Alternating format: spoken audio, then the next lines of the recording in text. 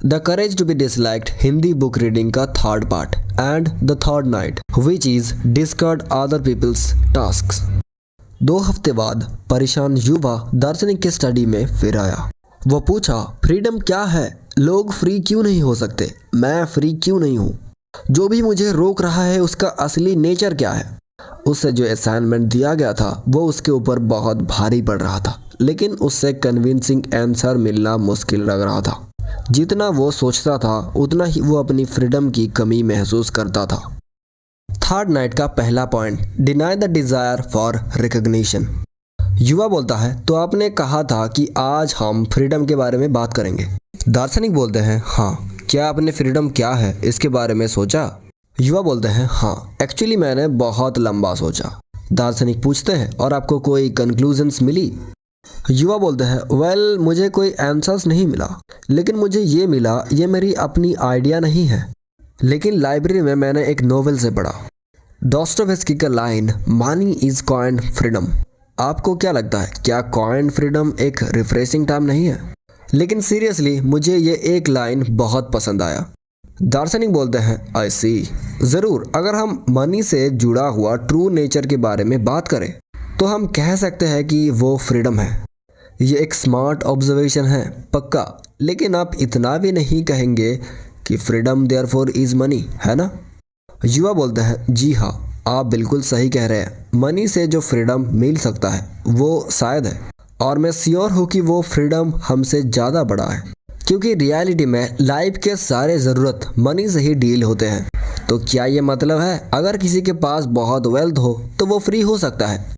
मुझे ये लगता नहीं। मैं ज़रूर चाहता हूँ कि ये नहीं हो, और कि ह्यूमन वैल्यूज़ और ह्यूमन हैप्पीनेस मनी से खरीद नहीं सकते।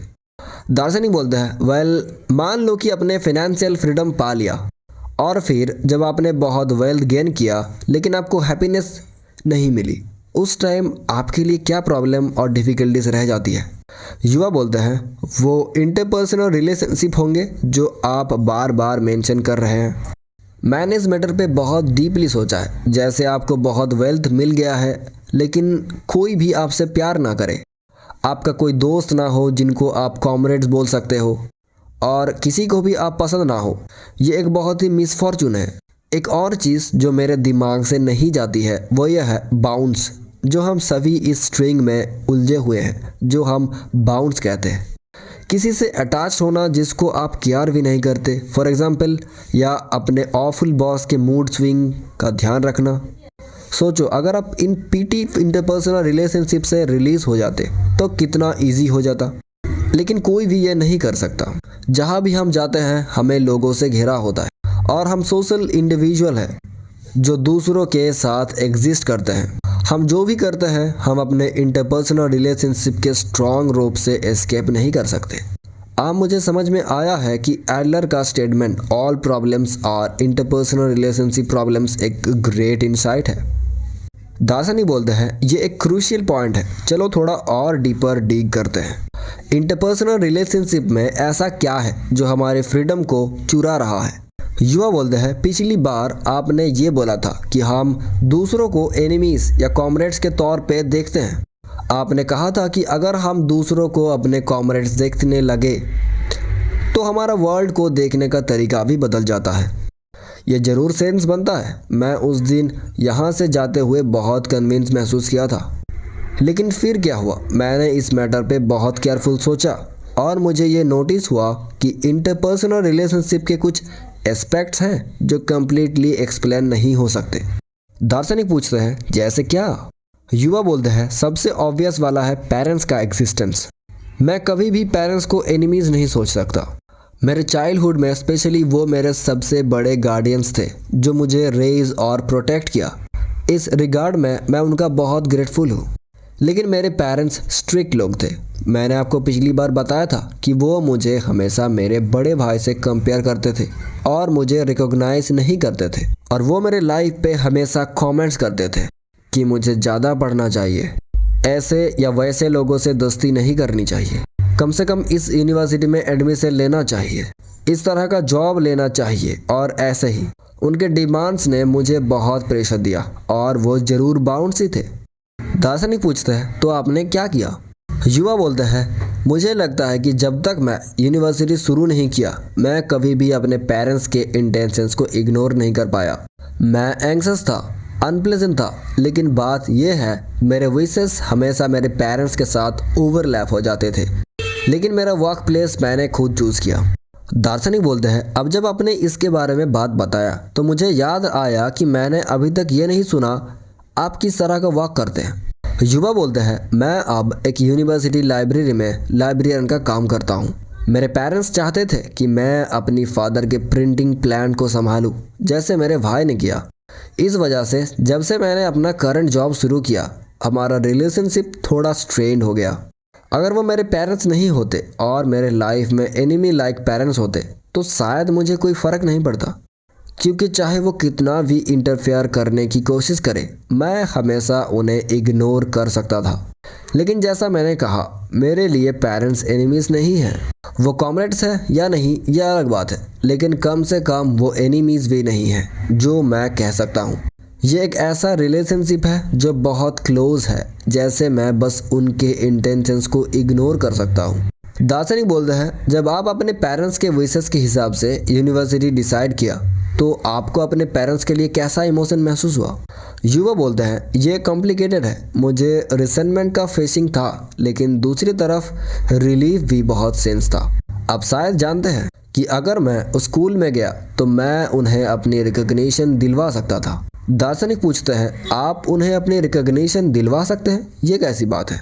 युवा बोलते हैं, चलो अब राउंड आउट लीडिंग क्वेश्चन बंद करो। मुझे पता है कि आप किस बात की बात कर रहे हो। ये वो so called desire for recognition है। ये इंटरपर्सनल रिलेशनशिप प्रॉब्लम का नटशल है। हम ह्यूमन बींग्स दूसरों से रिकॉग्निशन की कांस्टेंट नीड में रहते हैं। ये इसीलिए है क्योंकि दूसरा पर्सन एबहॉरेंट एनिमी नहीं होता जैसे हम रिकॉग्निशन चाहते हैं, है ना? अगर ऐसा है तो सही है। मैं अपने पेरेंट्स से रिकॉग्नाइज्ड होना चाहता था। दार्शनिक बोलते हैं, आई सी। चलो इस मैटर के बारे में एडलेरियन साइकोलॉजी का एक मेजर प्रॉमिस बात करते हैं। एडलेरियन साइकोलॉजी दूसरों से रिकॉग्निशन सीख करने की नीड को डिनाई करता है। युवा पूछते हैं, वो डिज़ायर फॉर रिकॉग्निशन को डिनाई करते हैं, मगर क्यों? दार्शनिक बोलते हैं, दूसरों से रिकॉग्नाइज्ड होने की कोई नीड नहीं है। एक्चुअली एक को रिकॉग्निशन सीख नहीं करना चाहिए। यह पॉइंट बहुत ज़्यादा एम्फसाइज करना जरूरी है। युवा बोलते हैं, नो वे। क्या डिज़ायर फॉर रिकॉग्निशन एक ट्रूली यूनिवर्सल डिज़ायर नहीं है जो सभी ह्यूमन बींग्स को मोटिवेट करती है? थर्ड नाइट का second point, do not leave to satisfy the expectations of others. दार्शनिक बोलते हैं, दूसरों से रिकॉग्नाइज्ड होना ज़रूर खुशी वाली बात है, लेकिन यह गलत कहना होगा कि रिकॉग्नाइज्ड होना एब्सोल्युटली नेसेसरी है। आखिर हम रिकॉग्नाइज क्यों सीख करते हैं? या फिर इसको और छोटा करके कहें तो हम दूसरों से प्रेज क्यों चाहते हैं? युवा बोलते हैं, यह सिंपल है। दूसरों से रिकॉग्नाइज्ड होने से हम सभी को ये महसूस होता है कि हमारे पास वैल्यू है। दूसरों से रिकॉग्निशन से ही हम अपने इन्फीरियरिटी फीलिंग को दूर कर सकते हैं। हम खुद पे कॉन्फिडेंस सीखते हैं। ये वैल्यू का इशू है। मुझे लगता है कि आपने पिछली बार मेंशन किया था कि इन्फीरियरिटी फीलिंग एक वैल्यू जजमेंट का इशू है। ये इसीलिए है क्योंकि मैं कभी भी अपने पेरेंट्स के रिकॉग्निशन पा नहीं सका और मैंने एक ऐसी लाइफ जीती है जो इन्फीरियरिटी फीलिंग से भरी हुई है। दार्शनिक बोलते हैं, अब चलो एक फैमिलियर सेटिंग पे ध्यान देते हैं। फॉर एग्जाम्पल, मान लो कि आप अपने वर्क प्लेस के आसपास लिटर उठा रहे हो।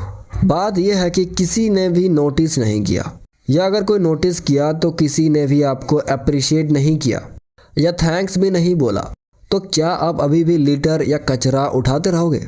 युवा बोलता है, ये एक डिफ़िकल्ट सिचुएशन है। मुझे लगता है कि अगर कोई अप्रिशिएट नहीं करता तो मैं रुक सकता हूँ। दार्शनिक पूछते हैं, मगर क्यों? युवा बोलते हैं, कचरा उठाना सबके लिए है। अगर मैं मेहनत कर रहा हूँ लेकिन मुझे थैंक्स या एक वर्ड भी नहीं मिलता, मुझे लगता है मैं शायद मोटिवेशन खो दूंगा। दार्शनिक बोलते हैं, यह डिज़ायर फॉर रिकॉग्निशन का डेंजर है। लोग दूसरों से रिकॉग्निशन क्यों सीख करते हैं? बहुत केसेस में यह रिवॉर्ड एंड पनिशमेंट एजुकेशन का इन्फ्लुएंस होता है। युवा पूछते हैं, रिवॉर्ड एंड पनिशमेंट एजुकेशन वो क्या है? दार्शनिक बोलते हैं, अगर कोई अप्रोप्रिएट एक्शन लेता है तो उससे प्रेज मिलता है। अगर कोई इनअप्रोप्रिएट एक्शन लेता है तो उससे पनिशमेंट मिलता है। एडलर ने रिवॉर्ड एंड पनिशमेंट एजुकेशन को बहुत क्रिटिसाइज किया था। ये गलत लाइफस्टाइल क्रिएट करता है जिसमें लोग सोचते हैं अगर कोई मुझे प्रेज नहीं करेगा तो मैं अप्रोप्रिएट एक्शन नहीं लूंगा, और अगर कोई मुझे पनिश नहीं करेगा तो मैं इनअप्रोप्रिएट एक्शंस भी करूंगा। आपने लिटर उठाने से पहले ही ये गोल रखा था कि आपको प्रेज चाहिए, और अगर आप किसी से भी प्रेज नहीं मिलता तो आप ये तो नाराज हो जाओगे या फिर डिसाइड करोगे कि आप कभी भी ऐसा नहीं करोगे। क्लियरली इस सिचुएशन में कुछ गलत है। युवा बोलते हैं नो, आप छोटी बातों को ट्रिवियलाइज मत करो। मैं एजुकेशन के बारे में आर्ग्यू नहीं कर रहा हूँ। मैं अपने पसंद के लोगों से रिकॉग्नाइज होना चाहता हूँ, अपने क्लोज लोगों से एक्सेप्ट होना चाहता हूँ। ये एक नॉर्मल डिजायर है। दार्शनिक बोलते हैं आप बहुत ही गलत हो। देखो, हम दूसरों के एक्सपेक्टेशंस को सेटिस्फाई करने के लिए नहीं जीते। युवा कंफ्यूज होकर कहते हैं आप कहना क्या चाहते हो। दार्शनिक बोलते हैं आप दूसरों के एक्सपेक्टेशंस को सेटिस्फाई करने के लिए नहीं जीते हैं, और ना ही मैं। दूसरों के एक्सपेक्टेशंस को सेटिस्फाई करना नेसेसरी नहीं है। युवा बोलते हैं ये एक सेल्फ सर्विंग आर्ग्यूमेंट है। आप ये कह रहे हो कि आपको सिर्फ आपके बारे में सोचना चाहिए। दार्शनिक बोलते हैं जुडाइज्म का टीचिंग में एक ऐसा व्यू मिलता है जो कुछ ऐसा कहता है अगर आप अपनी लाइफ खुद के लिए नहीं जीते हो तो कौन जिएगा। आप सिर्फ अपने लाइफ जीते हो। जब बात आती है कि आप कैसे जीते हो तो ऑफकोर्स ये आप हो, और फिर अगर आप अपने लाइफ खुद के लिए नहीं जीते हो तो कौन है जो आपके लिए जिएगा। अल्टीमेटली हम या आई के बारे में सोच कर जीते हैं। ऐसा सोचने के लिए कोई रीजन नहीं है।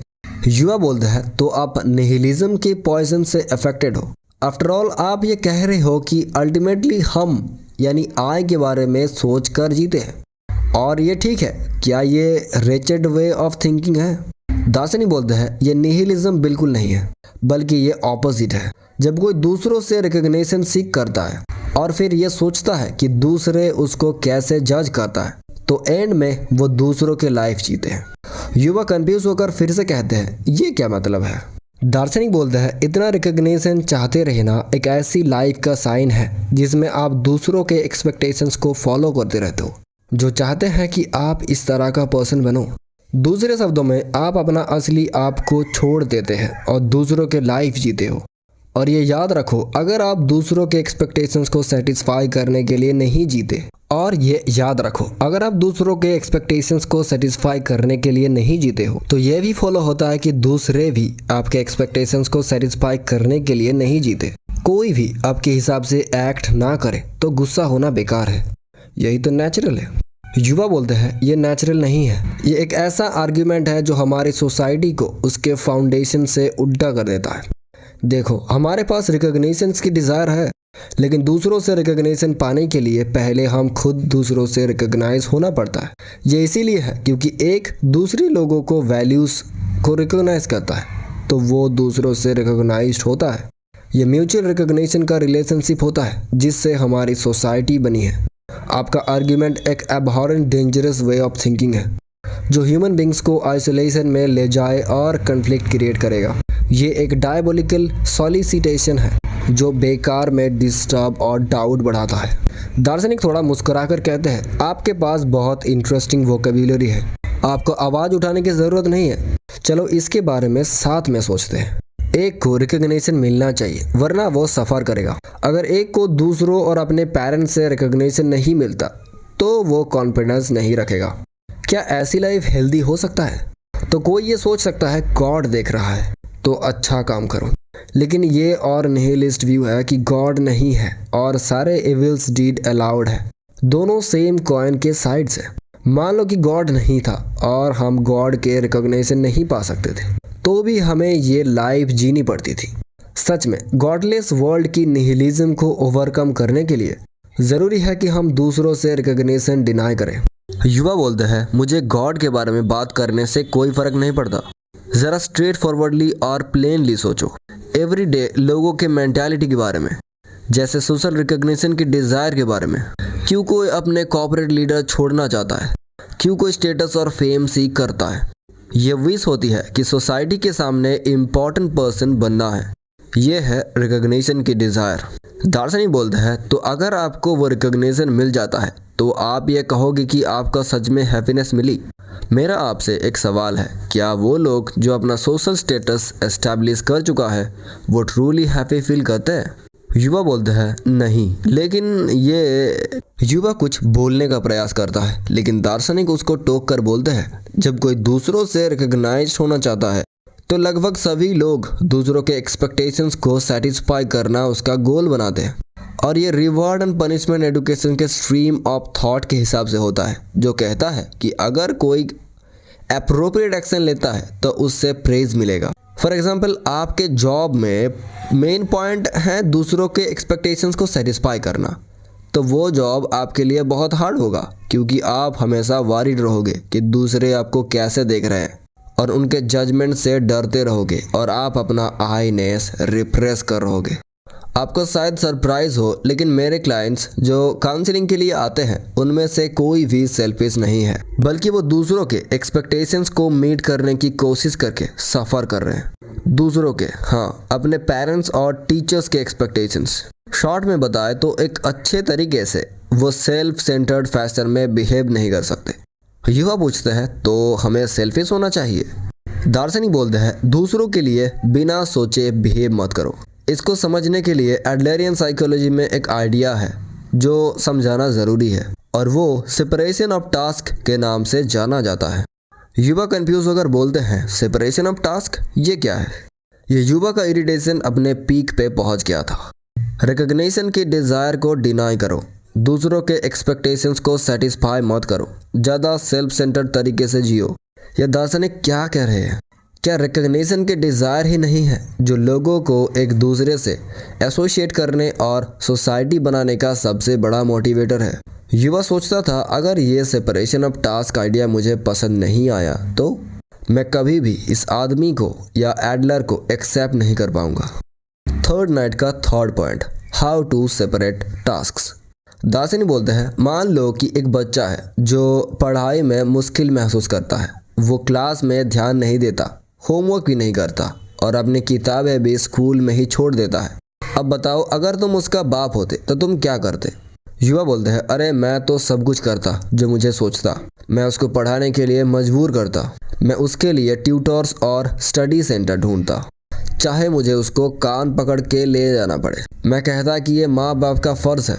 और ठीक वैसे मैं भी बड़ा हुआ हूँ, मुझे डिनर नहीं मिलता था जब तक होमवर्क नहीं होता था।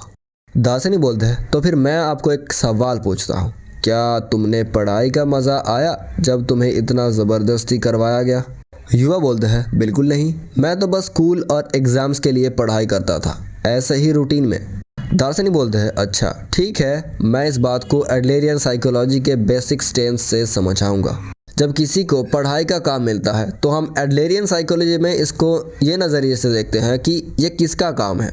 युवा पूछते हैं किसका काम? दार्शनिक बोलते हैं बच्चा पढ़े या ना पढ़े, वो बाहर जाके अपने दोस्तों के साथ खेलने जाए या ना जाए, ये सब उसका काम है, माँ बाप का नहीं। युवा बोलते हैं इसका मतलब ये है कि उसको पढ़ना चाहिए। दार्शनिक बोलते हैं बिल्कुल सही, अगर माँ बाप बच्चे की जगह पढ़ ले तो उसका कोई मतलब नहीं होगा। युवा बोलते हैं हाँ आपने सही कहा। दार्शनिक बोलते हैं पढ़ाई बच्चे का काम है, माँ बाप का उसको पढ़ाने के लिए हुक्म देना असल में दूसरों के काम में दखल देना है। इस तरह से टकराव से बचना मुश्किल है। हमें ये नज़रिए से सोचना चाहिए कि ये किसका काम है और अपना काम दूसरों के काम से अलग रखना चाहिए। युवा बोलते हैं अलग रखने का तरीका क्या है? दार्शनिक बोलते हैं दूसरों के काम में दखल नहीं देना, बस यही। युवा फिर से पूछता है बस यही? दार्शनिक बोलते हैं आमतौर पर सभी इंटरपर्सनल रिलेशनशिप की परेशानियां दूसरों के काम में दखल देने से या अपने काम में दखल होने से आती है। कामों को अलग रखना ही अपने इंटरपर्सनल रिलेशनशिप को बदलने के लिए काफ़ी है। युवा बोलते हैं मुझे समझ में आ गया। पहले तो कैसे पता चलेगा कि ये किसका काम है? हकीकत में अपने बच्चे को पढ़ाने का फ़र्ज़ माँ बाप का होता है, क्योंकि लगभग कोई भी बच्चा सिर्फ मज़े से नहीं पढ़ता और बात जब आती है तो माँ बाप ही बच्चे का गार्डियन होता है। दार्शनिक बोलते हैं यह पता लगने का एक आसान तरीका है। सोचो जो फैसला किया गया है उसका नतीजा आखिर में किसको मिलेगा? जब बच्चे ने पढ़ाई ना करने का फैसला किया तो उसका नतीजा क्लास में पीछे रह जाना या पसंद के स्कूल में ना जाना, इन सभी चीज़ माँ बाप को सहना नहीं पड़ता। यह साफ है कि बच्चे को ही ये सहना पड़ेगा। मतलब ये कि पढ़ाई बच्चे का काम है। युवा बोलते हैं नहीं नहीं, तुम बिल्कुल गलत हो। माँ बाप जो ज़िंदगी में ज़्यादा तजुर्बा रखते हैं और बच्चे की गार्डियन होते हैं, उनका जिम्मेदारी है कि बच्चे को पढ़ने के लिए उत्साहित करे ताकि ऐसी स्थितियाँ ना आए। ये बच्चे के भले के लिए किया जाता है, ये कोई दखल देना नहीं है। पढ़ाई शायद बच्चे का काम हो, लेकिन बच्चे को पढ़ाने का काम माँ बाप का है। दार्शनिक बोलते हैं यह सच है कि आजकल माँ बाप ये बात करते हैं कि ये तुम्हारा ही भले के लिए है, लेकिन वो ये सिर्फ अपने ही मकसद को पूरा करने के लिए कहते हैं, जो हो सकता है उनका समझ में दिखावा, अकड़ या कंट्रोल करने की कोशिश। जैसे मतलब कि ये तुम्हारे ही भले के लिए है, नहीं बल्कि माँ बाप के लिए है। और बच्चा इस धोखे को महसूस करता है और इसीलिए वो बगावत करता है। युवा बोलता है तो अगर बच्चा बिल्कुल भी पढ़ाई ना कर रही है तो तुम कह रहे हो कि क्योंकि ये इसका काम है मैं उसको छोड़ दूँ। दार्शनिक बोलते हैं ध्यान देना पड़ता है। एडलरियन साइकोलॉजी में इंटरफेरेंस अप्रोच की सलाह नहीं दी जाती। नॉन इंटरफेरेंस का मतलब है कि ना जानना और ना ही जानने की कोशिश करना कि बच्चा क्या कर रहा है, बल्कि बच्चे के काम को जानकर ही उसकी रक्षा करना चाहिए। अगर पढ़ाई की बात हो तो बच्चे को बताना चाहिए कि ये उसका काम है और उसको ये भी बताना चाहिए कि जब उसको पढ़ने का मन करे तो तुम उसकी मदद के लिए तैयार हो, लेकिन बच्चे के काम में दखल नहीं देना चाहिए। जब कोई भी रिक्वेस्ट नहीं हो तो बीच में बोलना ठीक नहीं है। युवा पूछते हैं क्या ये माँ बाप और बच्चे के रिश्ते से आगे भी जाता है। दार्शनिक बोलते हैं हाँ बिल्कुल। एडलरियन साइकोलॉजी में काउंसलिंग में हमें क्लाइंट को बदलना या बदलाना काउंसलर का काम नहीं लगता। युवा पूछते हैं तुम ये क्या कह रहे हो। दार्शनिक बोलते हैं काउंसलिंग लेने के बाद क्लाइंट कैसा फैसला लेता है, अपने लाइफस्टाइल को बदलता है या नहीं, ये क्लाइंट का काम है और काउंसलर इसमें दखल नहीं दे सकता। युवा बोलता है नहीं, मैं ऐसी जिम्मेदारी से भागते हुए तौर को कभी नहीं मान सकता। दार्शनिक बोलते हैं बिल्कुल, एक जितनी मदद हो सके उतनी देनी चाहिए, लेकिन उसके आगे दखल नहीं देना चाहिए। पुरानी कहावत याद करो, घोड़े के पानी तुम ले जा सकते हो पर उसको पी नहीं सकते। एडलरियन साइकोलॉजी में काउंसलिंग और दूसरों को दी गई सारी मदद को इस तरह से समझो, जब तक इंसान की मर्जी ना हो उसे बदलने की कोशिश करना सिर्फ जोर का झटका देगा। युवा पूछता है काउंसलर क्लाइंट की जिंदगी नहीं बदलता। दार्शनिक बोलते हैं एक बात को याद रखो, खुद को बदलने वाला सिर्फ तुम हो। थर्ड नाइट का fourth point, discard other people's tasks. युवा पूछते हैं तो शट इन्स के बारे में क्या बोलते हो, मतलब मेरे दोस्त के जैसा। उसके लिए भी यही कहता है कि टास्क अलग करो, मत दखल दो और पेरेंट्स से कोई लेना देना नहीं है। दार्शनिक बोलते हैं वो शट इन सिचुएशंस के बारे में आ सकता है या नहीं, या फिर किस तरह से आ सकता है। सीधे तौर पर यह उसका खुद का टास्क है, इसमें पेरेंट्स को दखल नहीं देना चाहिए, लेकिन वो बिल्कुल अनजान भी नहीं है तो कुछ मदद तो ज़रूरी होगी। इस वक्त सबसे ज़रूरी बात यह है कि जब वो कोई मुश्किल में हो तो वो अपने पेरेंट्स से खुल के बात कर सकता है या नहीं, और वो रोज़ाना इतना भरोसा का रिश्ता बनाए रखते हैं या नहीं। युवा बोलते हैं तो मान लो तुम्हारा खुद का बच्चा शट इन हो गया तो तुम क्या करोगे। ये जवाब दार्शनिक के तौर पर नहीं बल्कि पेरेंट्स के तौर पर दो। दार्शनिक बोलते हैं पहले मैं खुद सोचूंगा ये बच्चा का टास्क क्या है, मैं उसके शट इन सिचुएशन में दखल नहीं दूंगा और उस पर ज़्यादा ध्यान भी नहीं दूंगा। फिर मैं उसको एक मैसेज भेजूंगा कि जब भी वो मदद चाहिए मैं हूँ उसके लिए। इस तरह से बच्चा अपनी पेरेंट में कुछ बदलाव महसूस करेगा और उसके पास कोई और चारा नहीं होगा कि वो खुद सोचे कि उसको क्या करना चाहिए। शायद वो मदद मांगने आए और शायद वो खुद से ही कुछ हाल निकाले। युवा पूछते हैं तुम सच में इतना ठंडा हो सकते हो अगर तुम्हारा खुद का बच्चा शट इन बन गया है तो।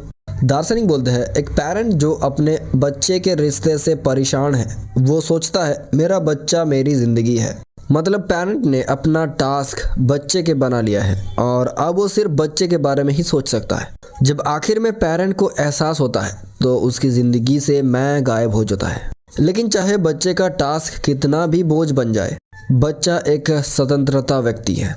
बच्चा वो नहीं बनता जो उनके पेरेंट्स चाहते हैं, चाहे वो यूनिवर्सिटी का चुनाव हो, नौकरी का चुनाव हो या शादी का साथी का चुनाव हो, या फिर रोज़ाना की बातचीत और व्यवहार में भी वो अपने पेरेंट्स की मर्जी के हिसाब से नहीं चलते। ये बिल्कुल सही है कि पेरेंट्स उनकी फिक्र करेंगे, और शायद कभी कभी दखल भी देना चाहे। लेकिन जैसा मैंने पहले कहा था, दूसरे लोग तुम्हारी उम्मीदों को पूरा करने के लिए नहीं जीते।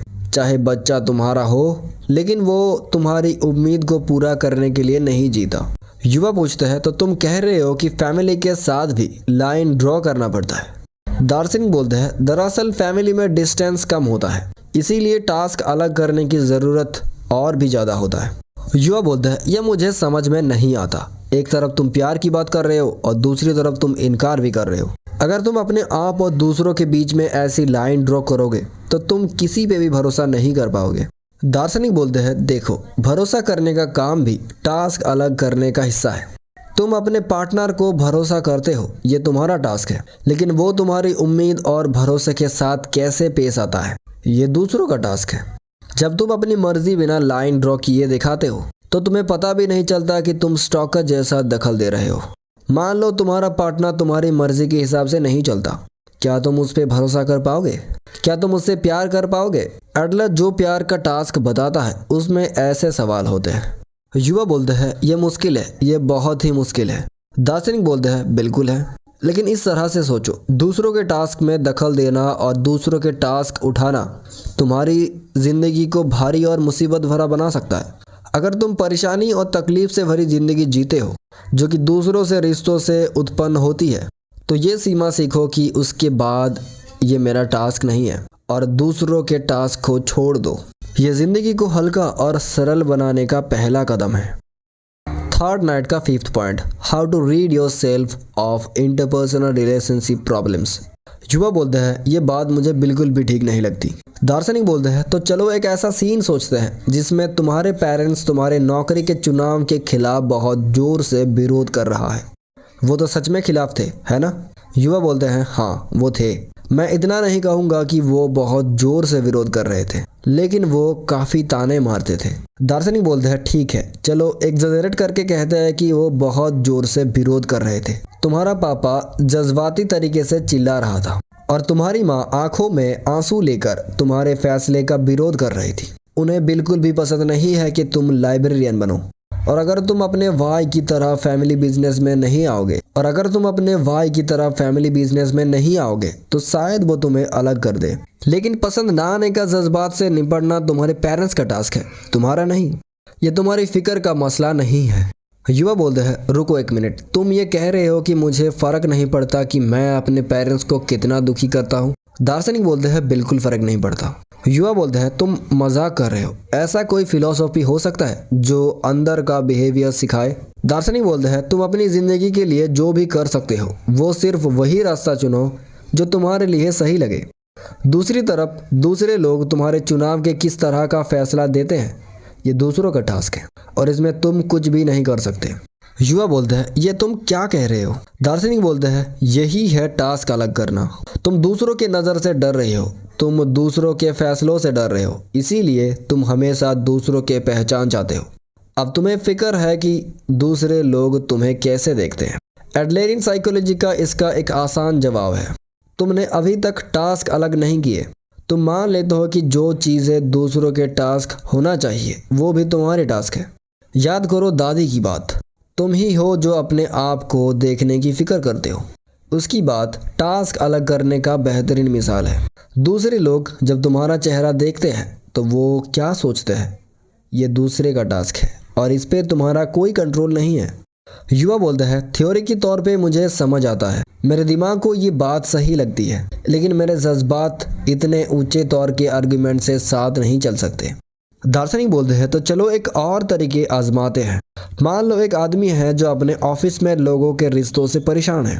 उसका बॉस बिल्कुल बेवकूफ़ है जो हर मौके पे उस पर चिल्लाता रहता है। चाहे वो कितना भी मेहनत करे, उसका बॉस उसकी मेहनत को कभी मानता ही नहीं और उसकी बात को कभी सुनता नहीं। युवा बोलते हैं, ये तो बिल्कुल मेरे बॉस की तरह है। दार्शनिक प्रश्न करते हैं, लेकिन क्या तुम्हारे बॉस के पीछे काम करना तुम्हारा टॉप प्रायोरिटी है? तुम्हारा काम नहीं है कि तुम्हें ऑफिस में सब पसंद करे। तुम्हारा बॉस तुम्हें पसंद नहीं करता और उसके तुम्हें ना पसंद करने का कारण बिल्कुल बेवजह है, लेकिन ऐसे में तुम्हें उसके साथ चिपकने की ज़रूरत नहीं है। युवा बोलते हैं, ये बात सही है, लेकिन वो मेरा बॉस है ना? अगर मेरा डायरेक्ट सुपीरियर मुझे इग्नोर करेगा तो मैं काम कैसे करूँगा। दार्शनिक बोलते हैं, यह फिर से एडलर का लाइफ है। मैं काम नहीं कर सकता क्योंकि मेरा बॉस मुझे इग्नोर करता है। मेरा काम ठीक नहीं चल रहा है, इसका दोष मेरा बॉस का है। जो आदमी ऐसे बातें कहता है वो आदमी सिर्फ बहाना बना रहा है। जैसे वो लड़की जो शर्माने से डरती थी। तुम्हें भी एक बुरा बॉस की ज़रूरत है, क्योंकि तब तुम कह सकते हो अगर मेरा ये बॉस ना होता तो मैं ज़्यादा काम कर सकता था। युवा बोलते हैं, नहीं, तुम मेरे और मेरे बॉस के रिश्ते को नहीं जानते। मैं चाहता हूँ कि तुम बेकार में अंदाज़ा लगाना बंद करो। दार्शनिक बोलते हैं, ये एक ऐसा डिस्कशन है जो एडलरियन साइकोलॉजी के बेसिस से जुड़े हुए हैं। अगर तुम गुस्से में हो तो कुछ भी समझ में नहीं आएगा। तुम सोचते हो मेरे पास ये बॉस है तो मैं काम नहीं कर सकता। ये पूरा एटियोलॉजी है। लेकिन असल में मैं काम नहीं करना चाहता, इसीलिए मैं एक बुरा बॉस बनाऊंगा। या मैं अपने अनाड़ी आप को मानना नहीं चाहता, इसीलिए मैं एक बुरा बॉस बनाऊंगा। ये टेलियोलॉजी तरीके से देखने का तरीका होगा। युवा बोलते हैं, शायद ये तुम्हारे स्टॉक टेलियोलॉजी अप्रोच में ऐसे ही फ्रेम होगा, लेकिन मेरे केस में ये अलग है। दार्शनिक बोलते हैं, तो मान लो तुमने टास्क अलग कर लिए होते तो चीज़ें कैसी होती। मतलब चाहे तुम्हारा बॉस कितना भी तुम्हें अपना बेवजह गुस्सा निकाले, वो तुम्हारा टास्क नहीं है। बेवजह जज्बात से निपटना तुम्हारे बॉस का टास्क है। तुम्हें उसके साथ चिपकने या उसका सामने झुकने की ज़रूरत नहीं है। तुम्हें सोचना चाहिए, मैं अपनी ज़िंदगी में अपने टास्क को झूठ बोल के नहीं बल्कि सामने से फेस करना चाहिए। युवा बोलते हैं, लेकिन ये तो। युवा कुछ बोलने का प्रयास करता है, लेकिन दार्शनिक उसे टोक कर बोलते हैं, हम सभी इंटरपर्सनल रिलेशनशिप के परेशानियां में हैं। हो सकता है कि ये रिश्ता अपने पेरेंट्स या बड़े भाई से हो या फिर ऑफिस के लोगों से हो। अब पिछली बार तुम कह रहे हो कि तुम्हें कुछ स्पेसिफिक स्टेप्स चाहिए, तो मैं प्रपोज करता हूँ पहले एक को पूछना चाहिए ये किसका टास्क है, फिर टास्क अलग करना चाहिए। शांत तरीके से बताना चाहिए कि अपना टास्क कहाँ तक जाता है और कहाँ से दूसरों के टास्क शुरू होता है, और दूसरों के टास्क में दखल नहीं देना चाहिए, या फिर एक भी इंसान को अपने टास्क में दखल देने का इजाज़त नहीं देना चाहिए। ये एक स्पेसिफिक और रेवोल्यूशनरी व्यू पॉइंट है जो सिर्फ एडलरियन साइकोलॉजी में ही है और इंटरपर्सनल रिलेशनशिप प्रॉब्लम को पूरी तरह से बदलने की संभावना रखता है। युवा बोलता है, अच्छा, मुझे अब समझ में आने लगा है कि जब तुम कहते हो कि आज का डिस्कशन के टॉपिक फ्रीडम था तो तुम क्या कहना चाहते थे। दार्शनिक बोलते हैं, बिल्कुल, अब हम फ्रीडम के बारे में बात करने की कोशिश कर रहे हैं। थर्ड नाइट का 6 पॉइंट, काट द गॉर्डियन नॉट। युवा बोलता है, मुझे यकीन है कि अगर कोई टास्क अलग करना समझ ले और उससे अपना ले तो उसके इंटरपर्सनल रिलेशनशिप एकदम से फ्री हो जाएगा, लेकिन मैं अभी भी इससे मान नहीं सकता। दार्शनिक बोलते हैं, आप कहना क्या चाहते हैं। युवा बोलते हैं, मुझे लगता है कि थ्योरी में टास्क अलग करना बिल्कुल सही है। दूसरे लोग मुझे क्या समझता है या मुझ पे किस तरह से फैसला देता है, ये दूसरों के टास्क है और इसमें मैं कुछ भी नहीं कर सकता। और हमें अपनी ज़िंदगी में झूठ बोल के नहीं बल्कि जो करना है वो करना चाहिए। अगर तुम ये कहते हो कि ये एक लाइफ ट्रूथ है तो मुझे कोई प्रॉब्लम नहीं होगी, क्योंकि मुझे ये बात इतनी सही लगती है। लेकिन ये भी सोचो, इथिकल या मोरल पॉइंट ऑफ व्यू से क्या ये सही बात कह सकते हैं। मतलब ऐसा जीने का तरीका जो अपने आप और दूसरों के बीच में बाउंड्रीज बनाता है, क्योंकि तुम दूसरों को धक्का देकर और कहकर नहीं दूर कर सकते। ये दखल है। जब वो तुम्हारी फिक्र करते हुए ये पूछता है कि तुम्हारा हालचाल कैसा है, मुझे लगता है कि ये ऐसी चीज़ है जो दूसरों की नेक इरादों पे पैर रख देती है। दार्शनिक बोलते हैं, क्या तुम्हें अलेक्जेंडर द ग्रेट के बारे में सुना है। युवा बोलते हैं, हाँ, मैंने वर्ल्ड हिस्ट्री में उसके बारे में पढ़ा था। दार्शनिक बोलते हैं, वो एक मैकडोनियन राजा था जो क्राइस्ट से 4 सदी पहले जीता था। जब वो लीडिया के परेशान किंगडम पे हमला कर रहा था तो उसने एक एक्रोपोलिस में रखा हुआ चैरियट देखा। चैरियट को टेम्पल में एक पिलर से टाइट से बंधा गया था। गॉर्डियस पहले के राजा थे और वहाँ का लोकल लेजेंड था जो कहता था जो इस गांठ को खोलेगा वो इसका मालिक बनेगा। ये एक टाइट सी गांठ थी जिसे बहुत से हुनरमंद लोग ने खोलने की कोशिश कर चुके थे, लेकिन किसी ने भी सफलता नहीं पाई। अब तुम्हें क्या लगता है अलेक्जेंडर द ग्रेट ने इस गांठ के सामने खड़े होकर क्या किया होगा। युवा बोलते हैं, तो क्या उसने लेजेंडरी गांठ आसानी से खोला और एशिया का शासक बन गया।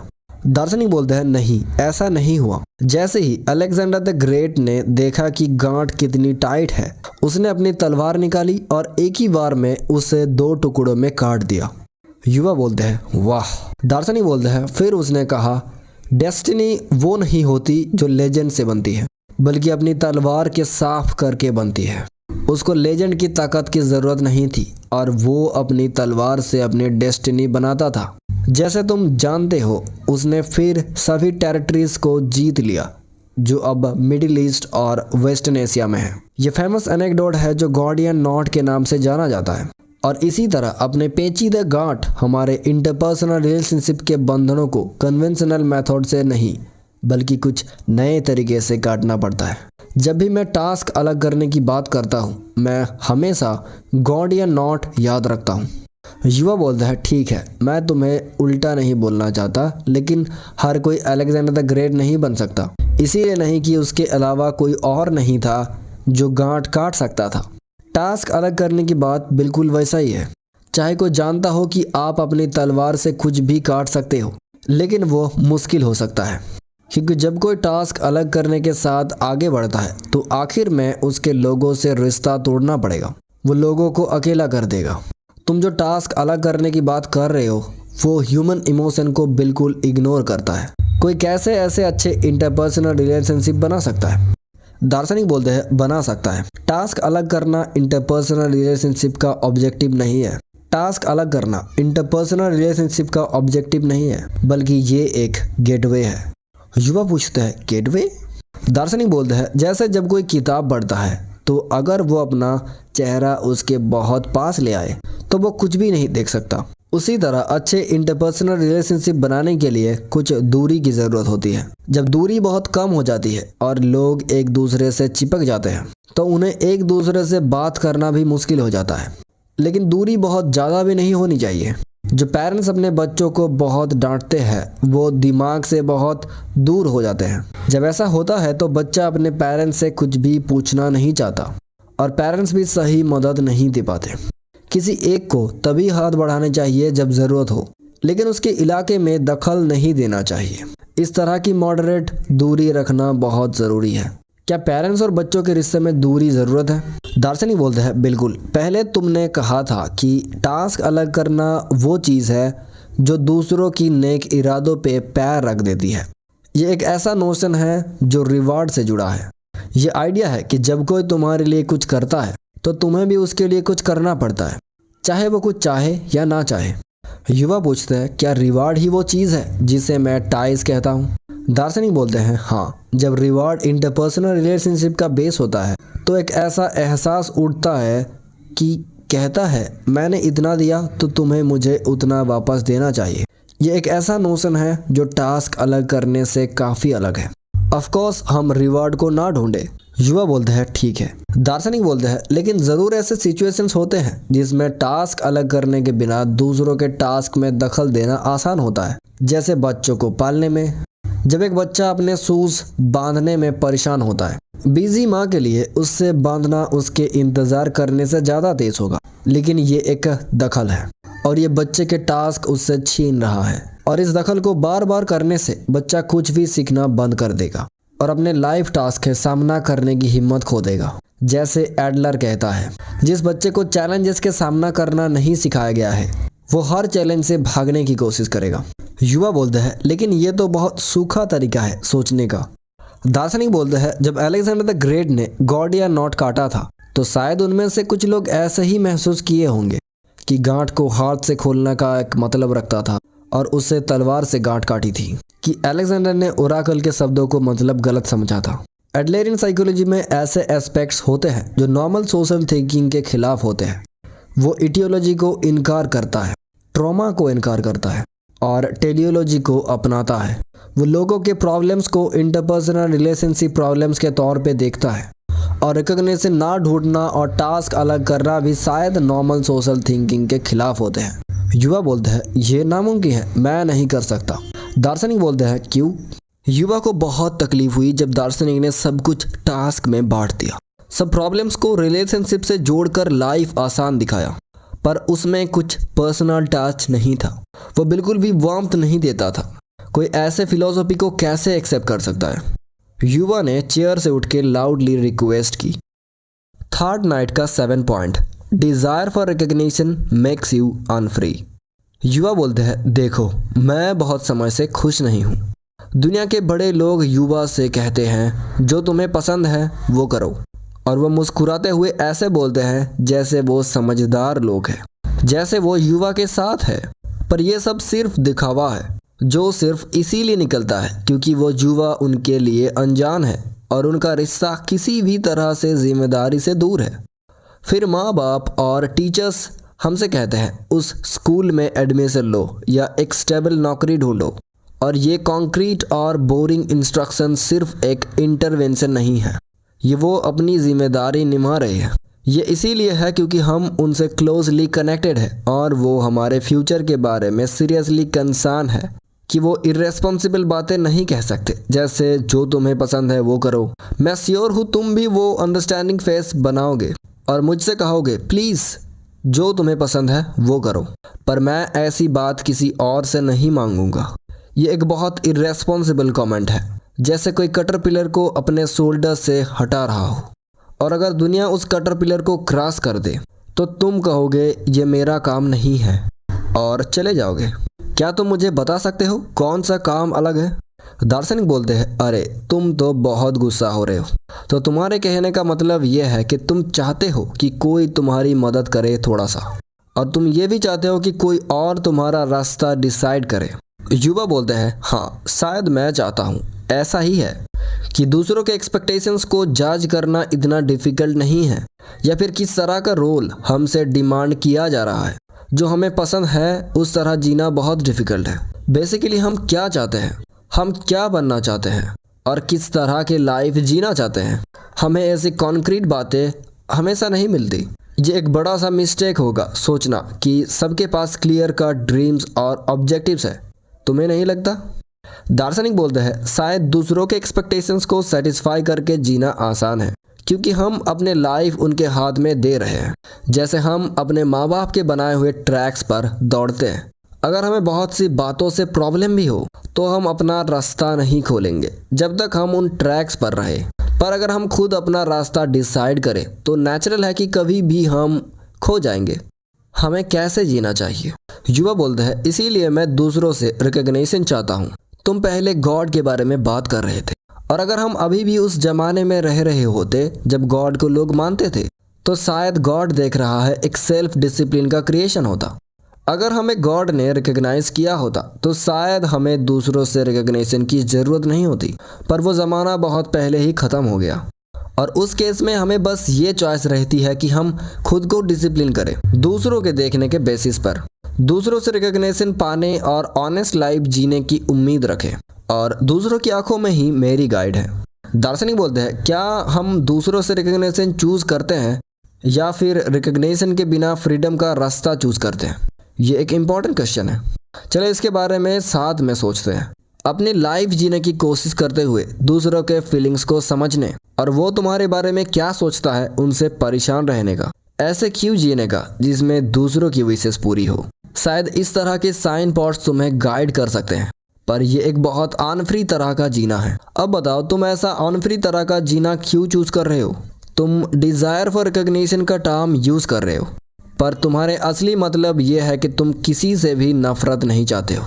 युवा पूछते हैं, कौन करता है? कोई भी नहीं है जो इतना दूर जाए कि वो डिसलाइक होना चाहे। दार्शनिक बोलते हैं, सही कहा। यह सच है कि कोई भी ऐसा इंसान नहीं है जो डिसलाइक होना चाहे, पर इस तरह देखो, कोई क्या करे कि किसी से भी डिसलाइक ना हो?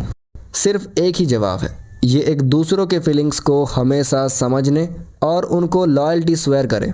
अगर 10 लोग हैं तो एक लोग को सबको लॉयल्टी स्वेयर करना पड़ेगा। जब सच में एक ऐसा करता है तो तब तक उसने डिसलाइक ना होने में सफल हो गया। पर इस पॉइंट पर एक बड़ा कंट्राडिक्शन आ रहा है।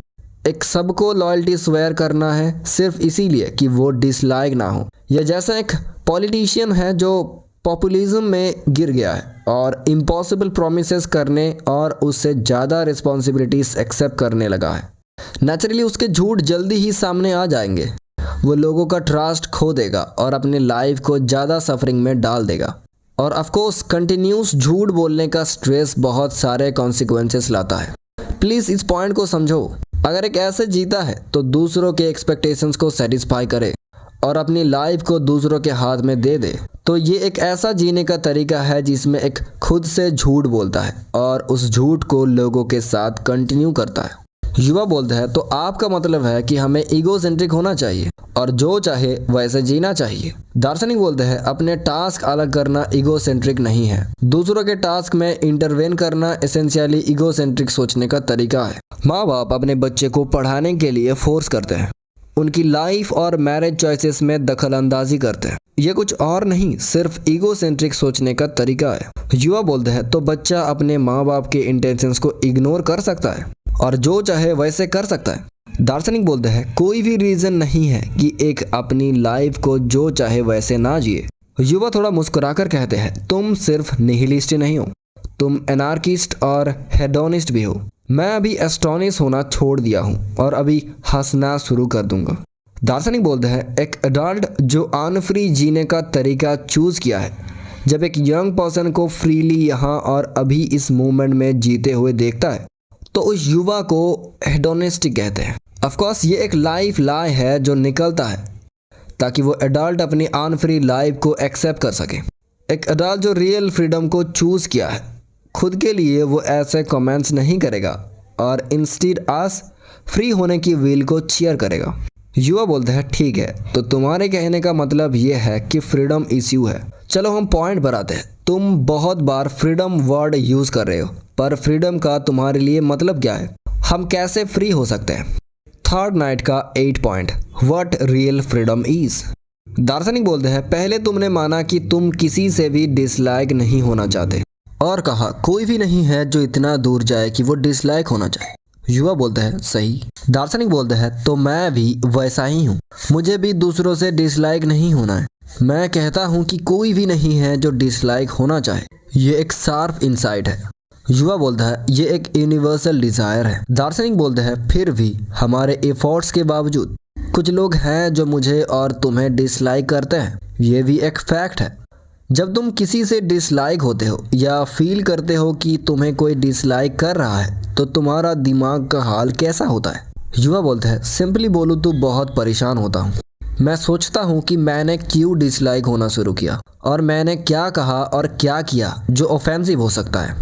मैं सोचता हूँ कि मैंने उस इंसान के साथ अलग तरीके से इंटरैक्ट करना चाहिए था और मैं बस उसके बारे में सोचता रहा हूँ और गिल्ट में डूब जाता हूँ। दार्शनिक बोलते हैं दूसरों से डिसलाइक होना इंसान के लिए एक बिल्कुल नेचुरल डिजायर है और एक इम्पल्स है।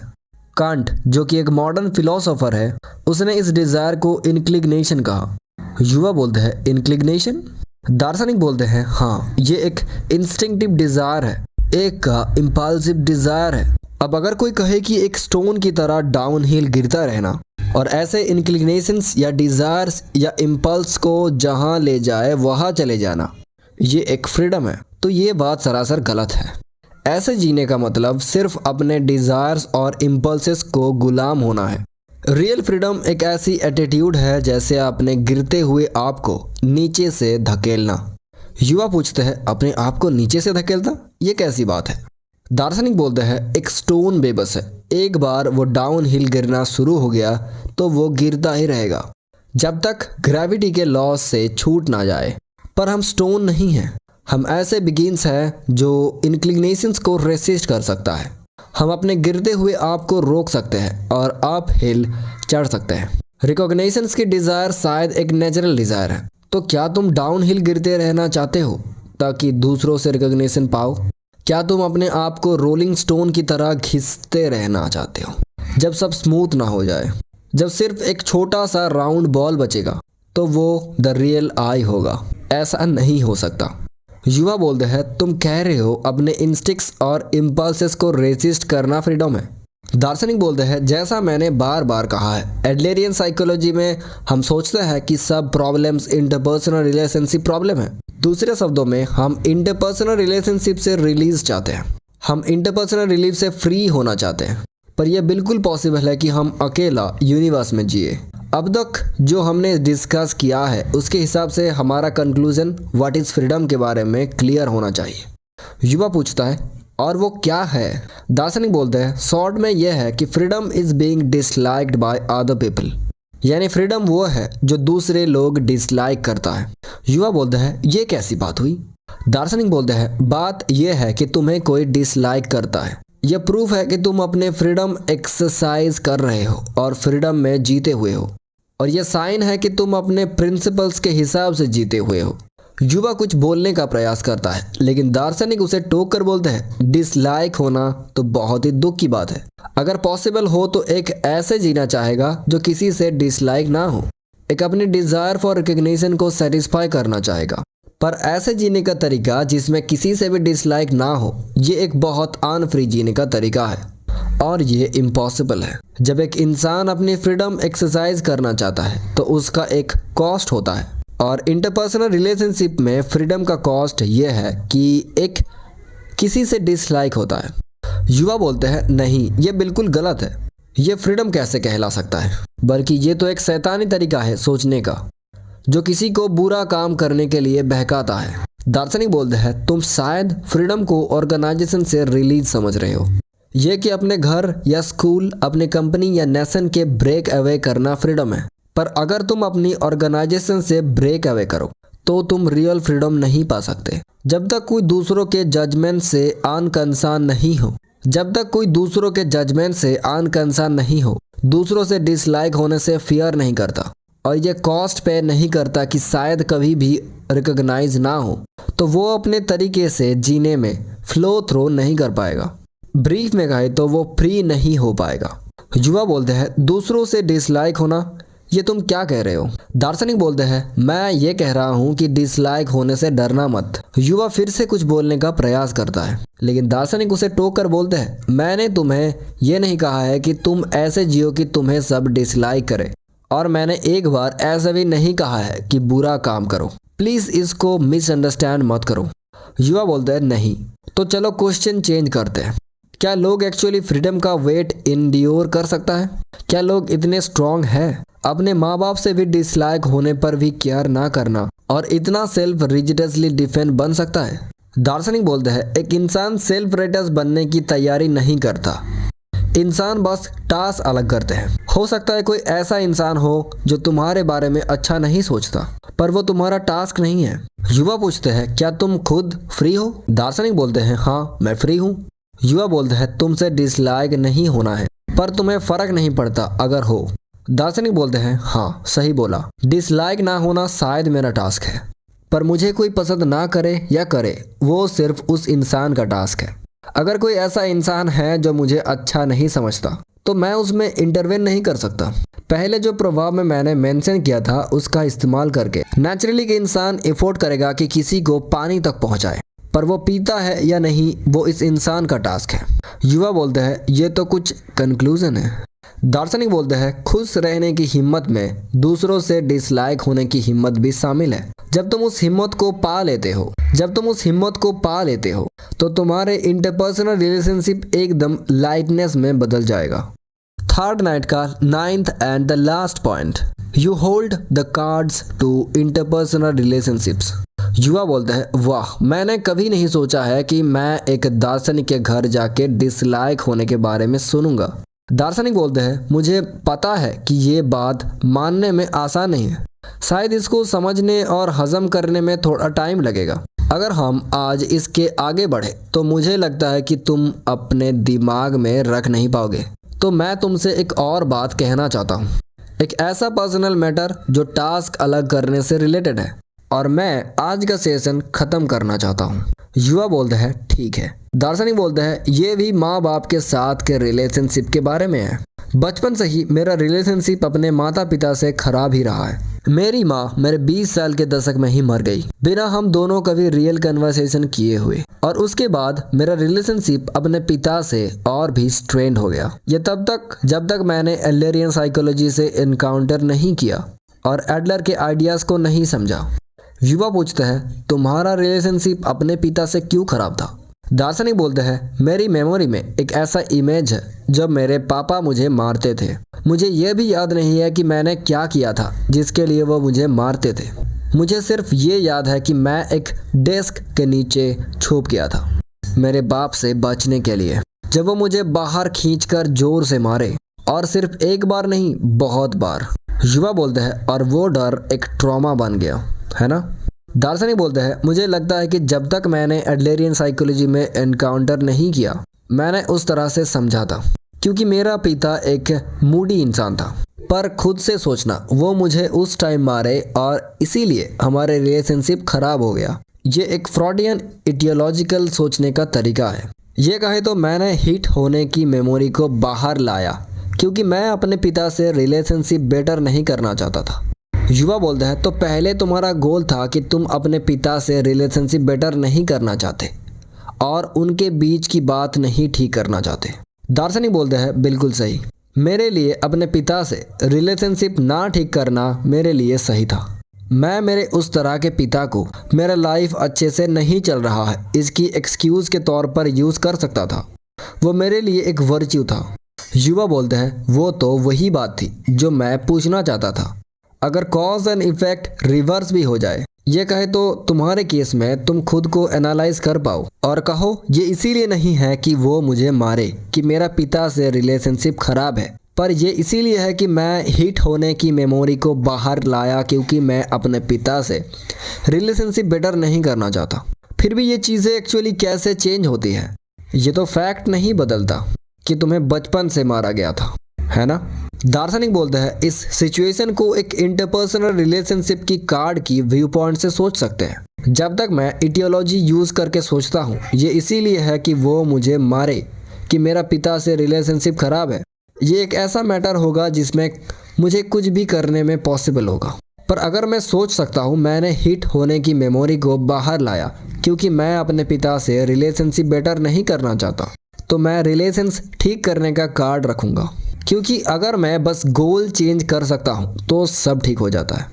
युवा पूछते हैं, क्या ये सच में सब कुछ ठीक कर देता है? दार्शनिक बोलते हैं, हाँ। युवा बोलते हैं, मुझे लगता है कि हम सच में ये सब दिल से फील करते हैं। थ्योरी तो समझ में आता है पर फीलिंग सही नहीं लगती मुझे। दार्शनिक बोलते हैं, तभी तो है सेपरेशन ऑफ टास्क। ये सच है कि मेरे और मेरे पापा के बीच का रिश्ता कॉम्प्लिकेटेड था। वो ज़िद्दी इंसान थे और मैंने कभी नहीं सोचा था कि उनका एटीट्यूड आसानी से बदल सकता है, और शायद उन्हें याद भी नहीं है कि वो मुझे कभी हाथ लगाए हैं। लेकिन जब मैंने फैसला किया रिश्ते को ठीक करने का, मुझे कोई फ़र्क नहीं पड़ा कि मेरे पापा का कैसा लाइफस्टाइल था या उनका मुझ पर क्या ओपिनियन था या वो किस तरह के एटीट्यूड से रिस्पॉन्ड करते। ऐसी चीज़ें मेरे लिए मैटर नहीं करती थी। अगर उनकी तरफ से रिश्ते को ठीक करने का इरादा ना हो तो मुझे कोई फ़र्क नहीं पड़ता था। मुद्दा ये था कि मैं इरादा करूँ या नहीं, और हमेशा मेरे पास इंटरपर्सनल रिलेशनशिप का कंट्रोल था। युवा पूछते हैं, तुम हमेशा ही इंटरपर्सनल रिलेशनशिप का कंट्रोल रखते थे? दार्शनिक बोलते हैं, हाँ। कई लोग सोचते हैं कि इंटरपर्सनल रिलेशनशिप का कंट्रोल दूसरे के पास होता है, इसीलिए वो सोचते हैं वो मुझे कैसे फील करता है, या फिर वो लोग दूसरों के विशेष को पूरा करने में बिजी है। लेकिन अगर उन्हें सेपरेशन ऑफ टास्क समझ आ गया तो उन्हें रियलाइज़ होगा कि एक्चुअली सारी कार्ड्स उनके ही हाथ में है। ये एक नया तरीका है सोचने का। युवा पूछते हैं, तो क्या तुम बदलने से तुम्हारे पापा भी बदल गए? दार्शनिक बोलते हैं, मैं अपने पापा को बदलने के लिए नहीं बदला। ये एक गलत नोशन है कि किसी और को मैनिपुलेट करने की कोशिश करो। अगर मैं बदलूँ तो सिर्फ मैं बदलता हूँ। मैं नहीं जानता कि दूसरा इंसान कैसे रिएक्ट करेगा, और ये एक एस्पेक्ट है जिसमें मैं पार्टिसिपेट नहीं कर सकता। ये भी सेपरेशन ऑफ टास्क है। हाँ, कभी कभी मेरे बदलने के साथ साथ दूसरा इंसान भी बदल जाता है, लेकिन ये चेंज मेरे वजह से नहीं होता, उसका चॉइस होता है। लेकिन कई बार वो व्यक्ति बदलना मजबूर हो जाता है, लेकिन ये चेंज मेरा गोल नहीं होता, और हो सकता है कि दूसरा इंसान बदल ना भी चाहे। अपने स्पीच और कंडक्ट को दूसरों को मैनिपुलेट करने के तौर पर यूज़ करना गलत थिंकिंग है। युवा बोलता है, किसी और को मैनिपुलेट नहीं करना चाहिए और मैनिपुलेट करना भी पॉसिबल नहीं है। दार्शनिक बोलता है, जब हम इंटरपर्सनल रिलेशनशिप की बात करते हैं हमेशा दो लोग के रिलेशनशिप या फिर एक लार्ज ग्रुप से अपने रिलेशनशिप याद आता है। जब हम रिकॉग्निशन की डिज़ायर में उलझे होते हैं तब इंटरपर्सनल रिलेशनशिप का कंट्रोल हमेशा दूसरों के हाथ में दे देता है। क्या हम जिंदगी के कार्ड दूसरों के हाथ में भरोसा करते हैं या अपने हाथ में रखते हैं? अपने घर पर थोड़ा वक्त निकाल के इन कॉन्सेप्ट को फिर से समझो। सेपरेशन ऑफ टास्क और फ्रीडम के बारे में। मैं यहाँ तुम्हारा इंतज़ार करूँगा। युवा बोलता है ठीक है, मैं थोड़ा सोचूंगा इसके बारे में। युवा बोलता है मैं एक चीज़ और पूछना चाहता हूँ। दार्शनिक बोलता है क्या? यूथ बोलता है आखिर में क्या तुम्हारे और तुम्हारे पापा के बीच का रिश्ता ठीक हो गया? दार्शनिक बोलता है हाँ, मुझे लगता है मेरे पापा को बीमारी हो गई थी और उनके लास्ट कुछ साल मुझे और मेरे फैमिली को उनका ख्याल रखना पड़ा। पर एक दिन जब मैं उनका ख्याल रख रहा था, मेरे पापा ने बोला थैंक यू। मुझे पता ही नहीं था कि मेरे पापा के वोकेबुलरी में ऐसी वर्ड्स भी हैं और मैं बहुत शॉक्ड हुआ और ग्रेटफुल फील किया इन सभी दिनों के लिए जो गुजरे। मेरे इतने सालों के केयर गिविंग के दौरान मैंने जितने हो सके वो किया। मतलब मैंने अपने पापा को वाटर के पास ले जाने की कोशिश की और अंत में उन्होंने पी लिया। मुझे लगा कि वो कर दिया। युवा बोलता है अच्छा, बहुत बहुत धन्यवाद, मैं अगली बार इसी वक्त आऊँगा। दार्शनिक बोलता है मुझे भी अच्छा लगा, धन्यवाद। यही था इस वीडियो का पार्ट 3 या हम कह सकते हैं द थर्ड नाइट। आपसे मिलते हैं अगले पार्ट पर। Till then like share and subscribe to my official channel better you reads.